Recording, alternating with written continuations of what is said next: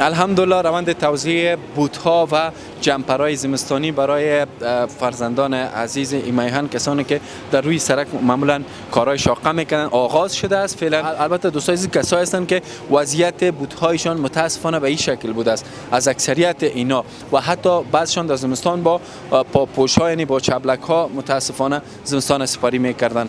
ان شاءالله روند ادامه داره. ما تا آخر زمستان بیشتر از 1000 کودک ان شاءالله ما لباس‌های گرم و بوت‌های گرم میپوشانیم. عزیزای دیگر میبینین چقدر قطار طولانی شده است.